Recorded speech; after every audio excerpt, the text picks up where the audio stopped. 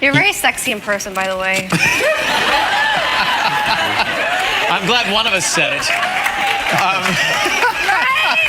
You're going to make Kevin Costner blush. But I know you have like 7 kids and you're, you know what I mean? Just saying. I have all the stuff, so... yeah, you have a lot of things going on. Safe to say I know what I'm doing. For decades, audiences have admired Kevin Costner as a movie star, a leading man, and a symbol of quiet strength. But his greatest talent may be something far less obvious. Somehow, Kevin Costner can make people laugh without ever looking like he's trying. And that's exactly why his humor feels so different. Before we dive in, be sure to like and subscribe if you enjoy discovering the hidden side of Hollywood legends. Because behind the fame, there's a lesson about confidence that most people never learn. We're going to talk about Europe a little bit. No Way Out, 71 cents. Perfect World, I got $1.35. Whoa! Revenge, $1.22. $6.46 for Robin Hood. 54 cents for Silverado. 43 cents for Testament. 10 Cup, I got 78 cents. Untouchables, 67 cents. The War, 34. Waterworld, 87. That's paying for itself. And Wyatt Earp, I got 67 cents. And my accountant had the nerve to say, this check was deposited into your management account. $15.38. You know what? Little by little, this stuff adds up. Most celebrities spend years carefully managing how the world sees them. Kevin Costner seems surprisingly comfortable letting people see the imperfections. Whether he's sharing stories about his children embarrassing him or admitting awkward moments from his career, he never rushes to protect his image. If you're enjoying this deeper look into celebrity personalities, don't forget to subscribe. Costner reminds us that authenticity isn't weakness. In many ways, it's the strongest form of confidence a person can have. We're out in the country, and he goes, you want to go hunt for some mushrooms? And I said, what kind of mushrooms? And the guy goes, you know, the good kind. I said, okay, let's go. We're kind of looking out there, and he finds one, and then he finds another one, and I can't find one. And after he find a few of these things, I said, hey man, how does this work? And he says, well, you have a mushroom, and then they tell you where to find the others. And I said, all right, I get the logic, but we're doing a sword fight right after this. I said, and he went, you know, that's a good point, too. So I didn't hurt anybody. What separates Kevin Costner from many naturally funny celebrities is that his humor rarely comes from trying to entertain. It comes from simply being honest. When he tells stories about Sean Connery stealing the spotlight, Stephen Hawking asking unexpected questions, or family members completely ignoring his plans, he isn't performing. He's observing. The laughter comes from recognizing how life actually works. No matter how successful someone becomes, life has a way of keeping them humble. Far enough life as it is. But 12, 15 years ago, I got a call. I said, Stephen Hawking would like to come meet you. So I said, okay. So he came in a van with an entourage of 10 people. It looked a little bit like Cuckoo's Nest to me. Honestly, it was just, there was nurses and people and long hair from Netherlands, and you know, and they were going to go dancing that night. But he wanted to meet me, so he came to the house. I actually had my three. My oldest was 12, and I said, I want you to meet this man. I didn't really know a lot about him, honestly. I'm a public school guy, so Stephen Hawking, let's go. So I wasn't sure.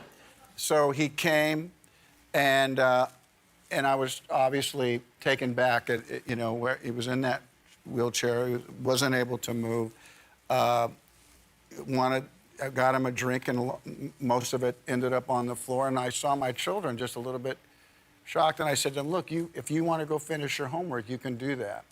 And of course, they peeled off because I thought this isn't going to work for them. But Yeah, he came over, you know. Wow. What, did he ever explain why specifically he wanted?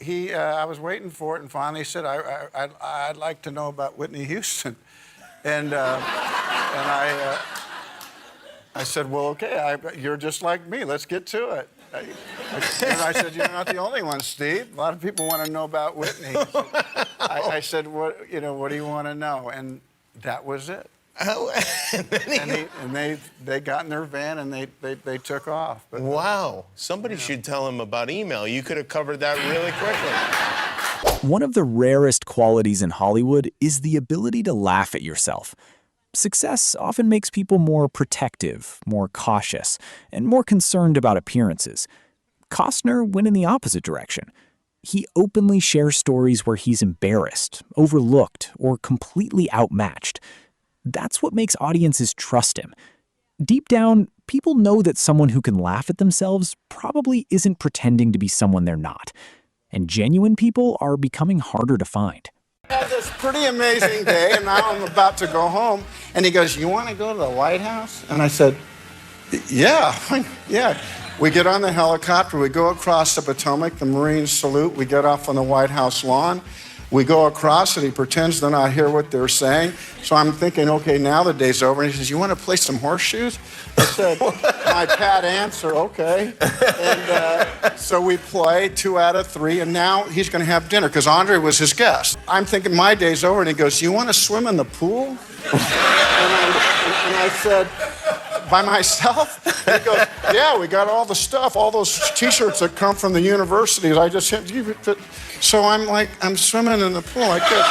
So I get out of the pool, I'm going away, and he says, do you want to have dinner? And I said, yeah, fine, I'll have dinner. So now the next morning, I'm thinking about my day, and I'm in the trailer, and Oliver comes in. He's like really grumpy.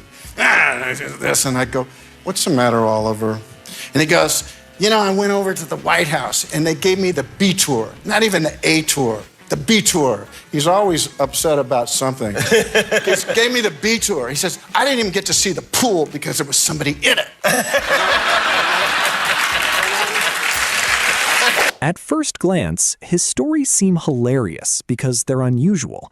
A president invites him to swim at the White House, a world-famous scientist visits his home, a legendary actor steals attention from him. But beneath the laughs, these moments reveal something deeper. Costner never tells these stories to prove how important he is. He tells them because he sees the humor in them. That's a perspective many people lose when success enters the picture. Met all the guys that I knew again, and I hadn't seen them in a long time, and they were all about 5 inches shorter than me. Well, I'm just curious, does that give you an empathy with people that are smaller? No, I got them all in headlocks. Mock them.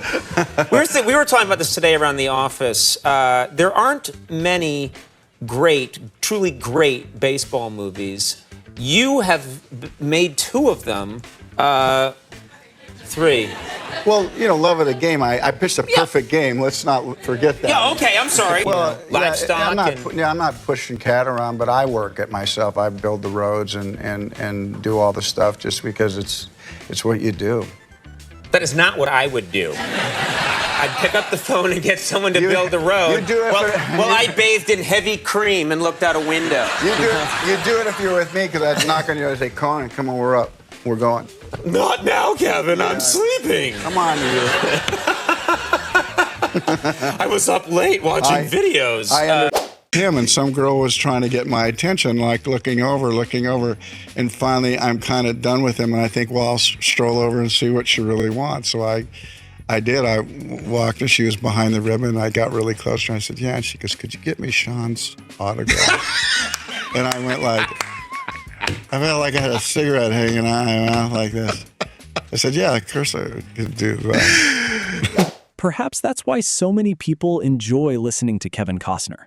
He represents a kind of masculinity that feels increasingly rare. He's confident without being loud, successful without being arrogant, respected without demanding attention.